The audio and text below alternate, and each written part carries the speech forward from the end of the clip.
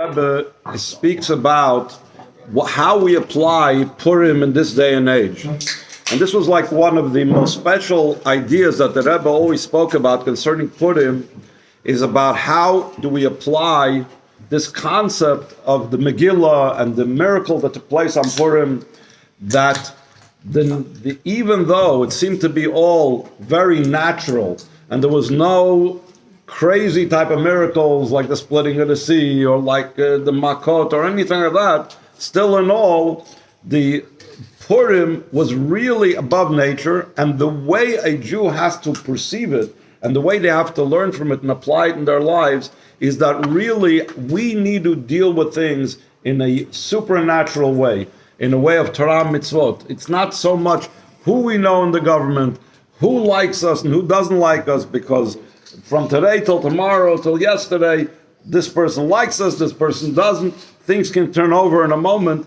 The only one who we know is at our side the whole time is Hashem, so we have to strengthen our connection with Him.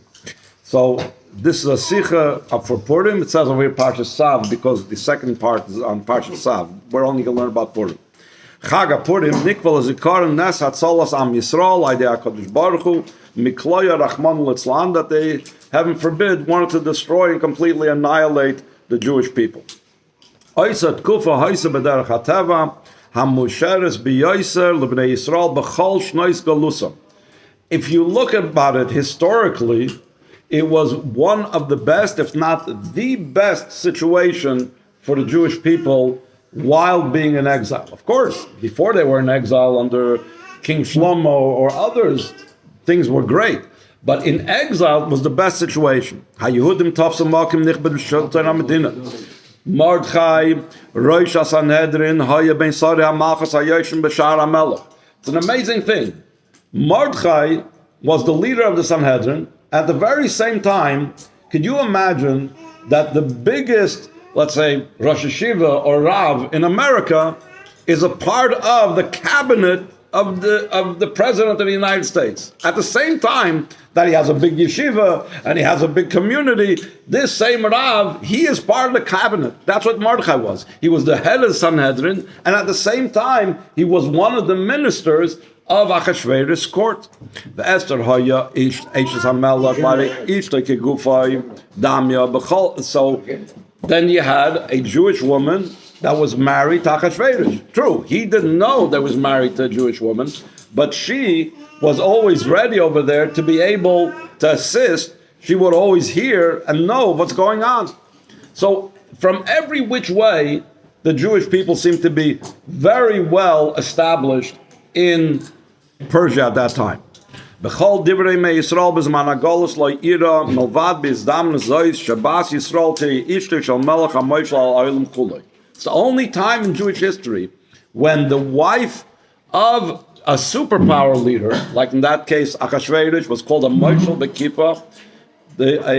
His wife was a Jew. Nimsa shelafi atava hisat kufazu habtucha b'yosel l'kiyum mishal am Yisrael. So you ask anybody, you said, this is an amazing situation.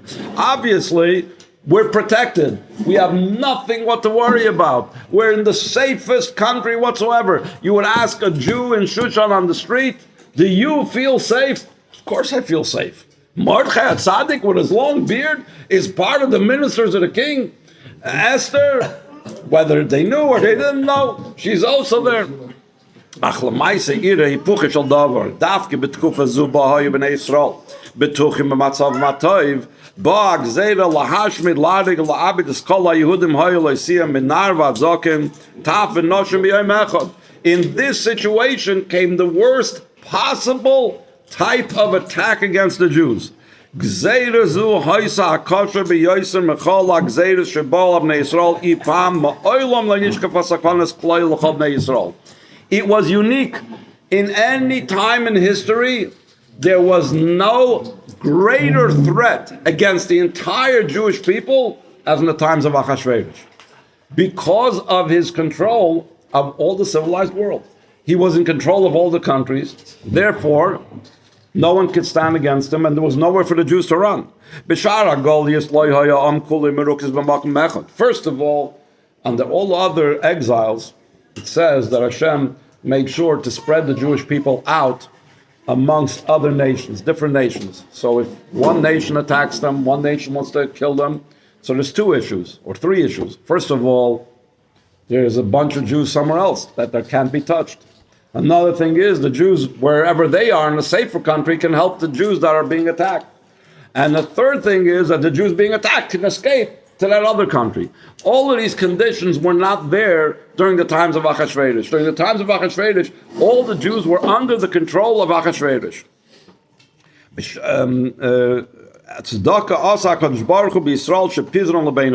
says that this was something that Hashem calculated and did, a charitable thing for the Jewish people, that He scattered them amongst all the nations.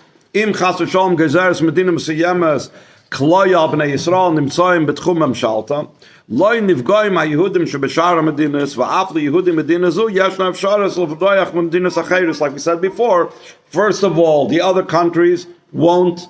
The Jews in the other countries are safe, and secondly, the Jews in the country that's threatened can always try to escape. We can think about it. During World War II, this is what happened. During the Holocaust, there was a lot of Jews in America. The American Jews tried to help the Jews in Europe, and the Jews in Europe, some of them escaped by either coming to America before the war or being smuggled across borders or some other ways. But during Achashverosh times, it wasn't possible. Even in the days of Paroi, it was also not a danger to the entire Jewish people of destruction.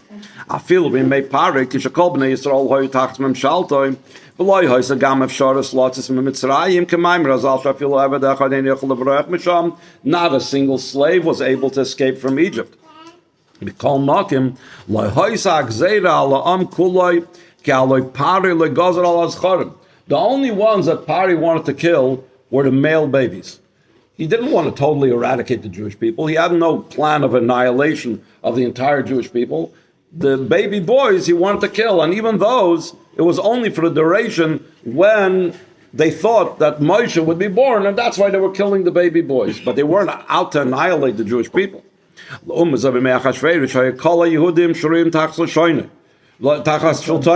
First of all, they were all under his control. There's no possibility to escape. Aleph. He ruled over the entire civilized world. There was nowhere to escape to. The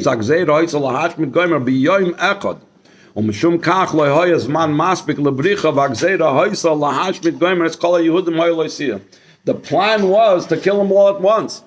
If the killing is spread out over time, so then people have time to run away. But if it's all at one time, so then they're all trapped.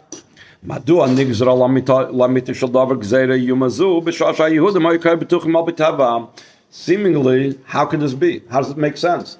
If things worked, if things were really, they were politically so well embedded in the government, and they were so well protected, how did this even happen?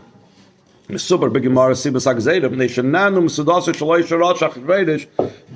derived benefit from the meal, from the big party that Achashverosh made. I'm not going to get into now what's the problem with the big party. Either the party celebrated the fact that we weren't going to return to Eretz Yisrael, or he took the things from the Beis HaMikdash, or it was involved with idolatry, or it was involved with non-kosher. There was multiple problems with that party. This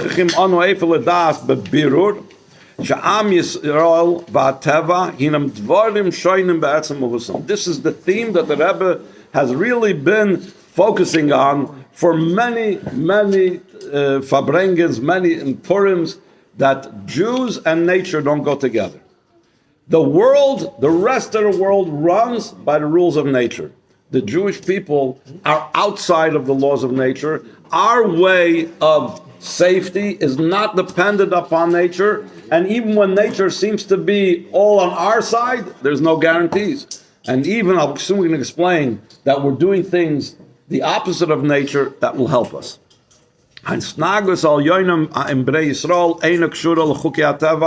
It's disconnected from the laws of nature. What then does matter? It matters our Torah study, it matters our doing mitzvahs, our connection with Hashem.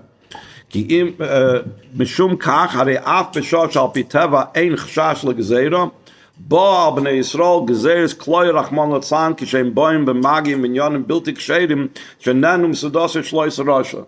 If a Jew has a disconnect from a source of life, it says va'atem adveikim b'Hashem alakechem chaim kol chamayom.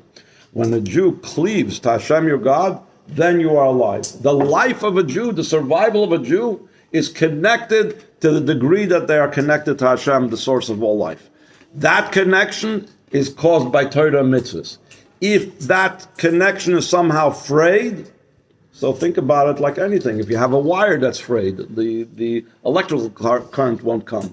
If you have some type of limb and organ in the body that needs a certain signal from the brain, some type of nerve or whatever, and that's frayed somehow, chas v'sholem, so that limb and organ is not going to get the vitality and the energy that it needs. The same thing, the energy that a Jew needs comes directly from Hashem, and that is strengthened, and that is ensured through Torah and Mitzvos. Maskana zu miskabelas gam misbonus bedarka Yeshua v'atzalam bitol agzeira loy hoyal biteva kim davkai de tshuva v'iskashos al Kodesh Baruch Hu. The entire salvation of the Jewish people, how they were saved, was also in a supernatural way, in a super rational way, not through normal means. It didn't come, like the Rebbe is going to say, through sending diplomats and having all types of what's called hishtadlos and types of putting in natural means of effort.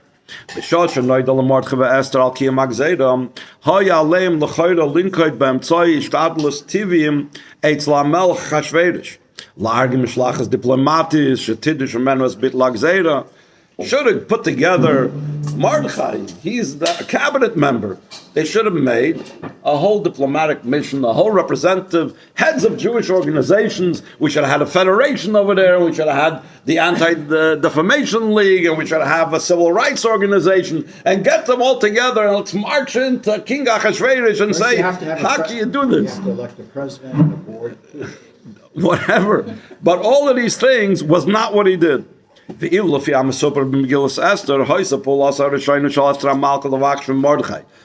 Esther tell Mordechai?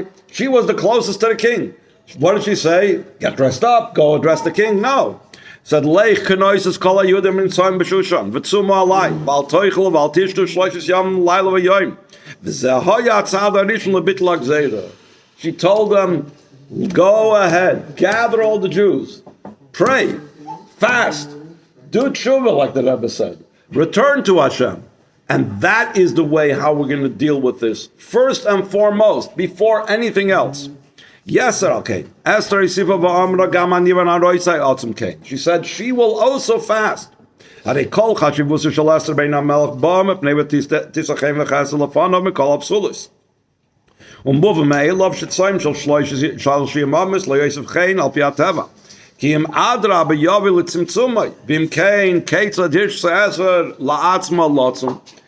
could Esther, who needed to appear before the king and find favor in his eyes, the whole reason that she was picked to be the queen was because he was very much enamored by Esther.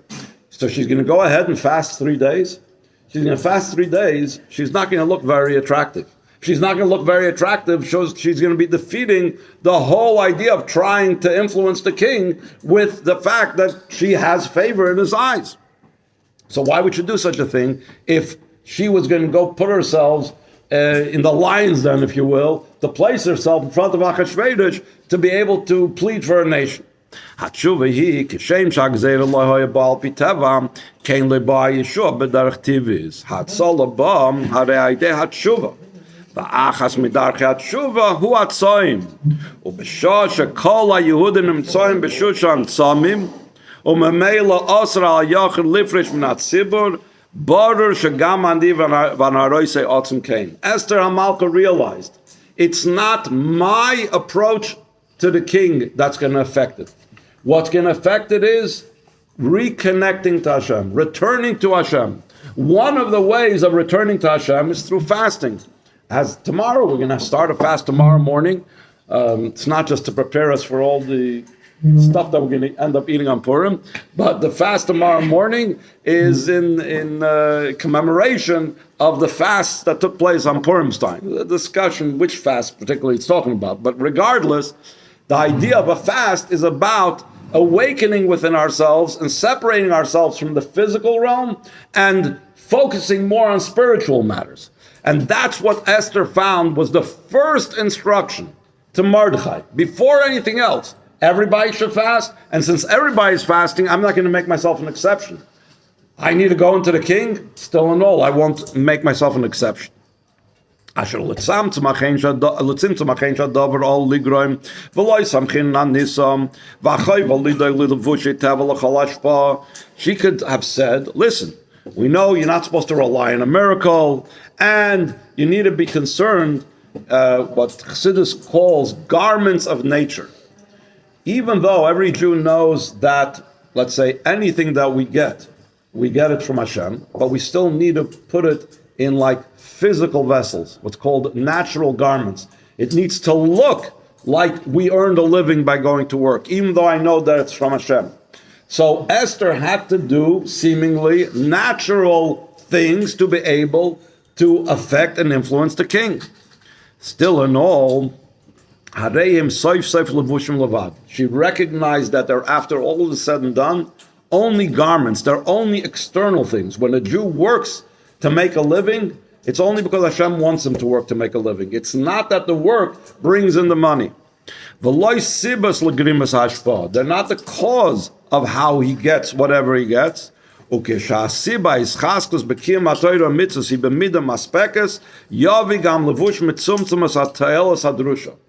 If there is enough effort placed in the main focus of what a Jew has to do, which is doing Torah and Mitzvos, which is returning to Hashem, so even just going into the king, though she was fasting 3 days, it'll be enough, this small garment, this small vehicle and channel, to be able to bring Hashem's blessings. The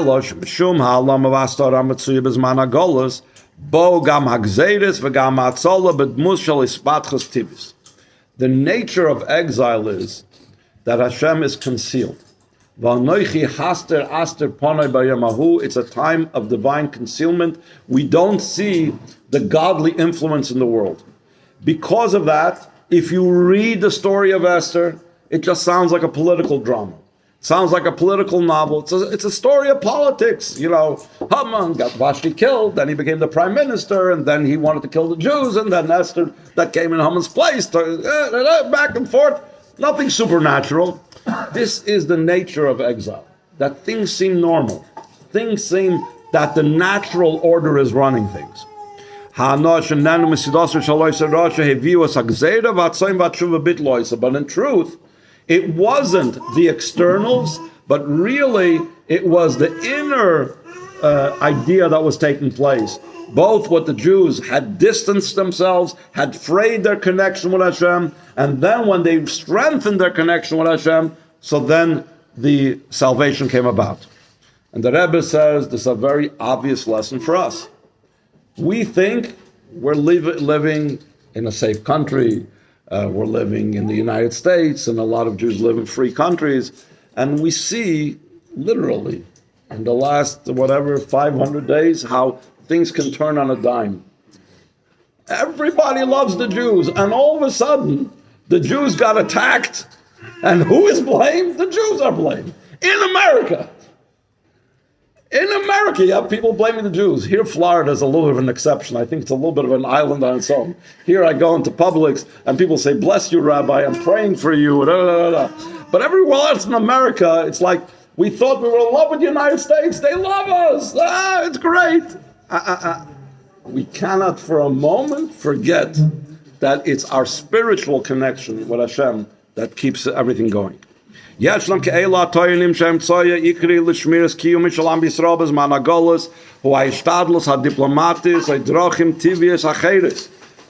thing. Either if you have good diplomacy, you have people in the White House working for you, etc., etc.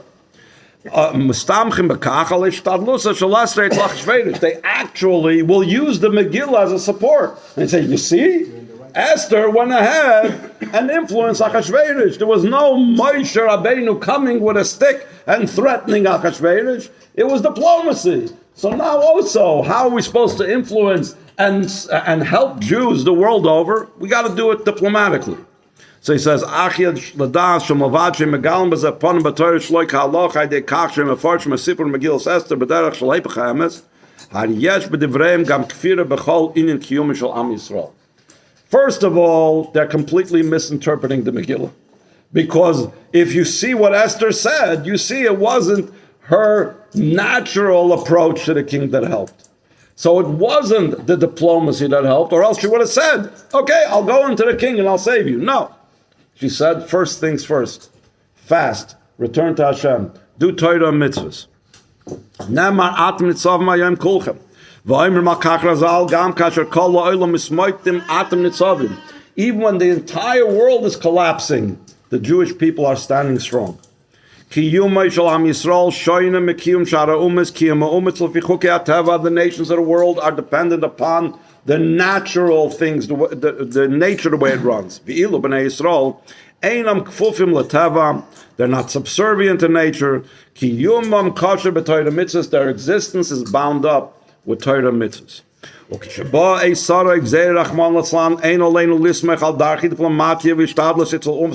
cannot rely on diplomacy. We cannot rely on the intervention of the world. We cannot hope that there will be some countries that will come to protect us. When push comes to shove, we see what happens about protection from other countries. Instead of focusing outward, what the non-Jews can do for us, we have to focus inward. We have to strengthen our bond with Hashem. We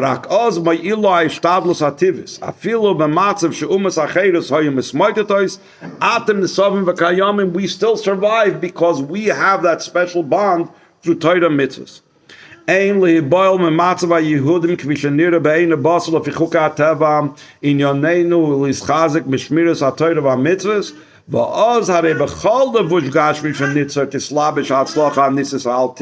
is a general rule that the Rebbe is going to apply also in our day-to-day lives. The point is, we need to use natural means. We need to go to work. We need to go seek medical advice and take care of our health. But we have to realize that ultimately, it's Hashem that's sending us the blessing, sending us the bracha, whether it's through the doctor, whether it's through taking care of my health, whether it's through going to work. We need to realize that those things are only external things.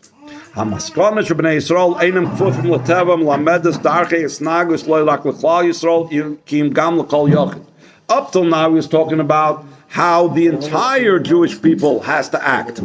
Now he's going to talk about every individual. A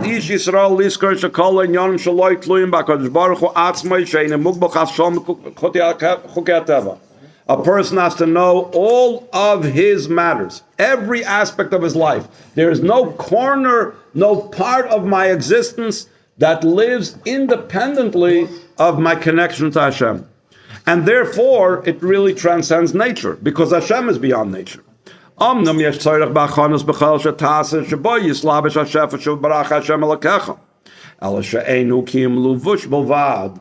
says, Hashem will bless you in everything you do. So we say there's a bracha of Hashem.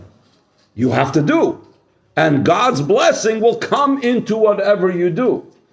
But it's not the doing that brings Hashem's blessing. The doing is only the channel. It's only the vehicle. The main thing is Birchas Hashem Yisbarach Habai De Eskashus Ite Believe It Torah V'Kiyum HaMitzvos Ukesheikar Kaim Ba Atzlacha B'Chol V'Shuhu. As long as we have that bond and connection with Hashem, so whatever way is necessary, then it will come out. The Rebbe, I think, once gave an analogy that sometimes a person thinks that if they'll work an 80-hour week, they'll make more than if they work a 40-hour week, or they'll be more successful, or etc., etc. So the Rebbe sometimes says, if a person doesn't focus on the main thing, which is Hashem, so then it's like saying, if I have a bigger wallet or a bigger purse, I'll have more money. All the work is like a wallet, like a purse. If I have a bigger wallet, that's no guarantee that there's going to be more money. And if I have a small wallet, that's no guarantee it's going to be less money. The main thing is, I need to focus on where the money comes from. In this case, for a Jew, his money comes from Hashem. And since his money and his livelihood and his sustenance and his health and everything else I need comes from Hashem, the stronger my bond is with Hashem, that's what matters, not the size of my wallet. So he says, hey, in the Talmud Yerushalmi, he says a very interesting thing, that a Jew, when he goes to plant a field, he believes in the one who sustains the worlds, and he plants. So the idea of planting a seed in the field is something that has to do with belief in Hashem. Why? There's many people that plant the fields and they don't believe in Hashem.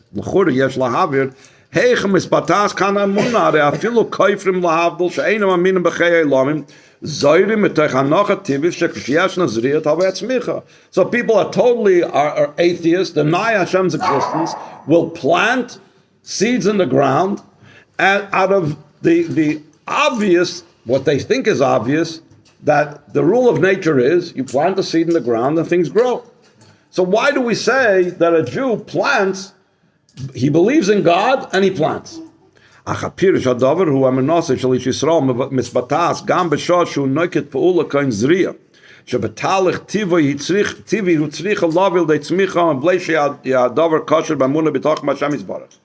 Even something that fits into the natural order of things, such as planting, and that things grow from planting, still in all, a Jew believes.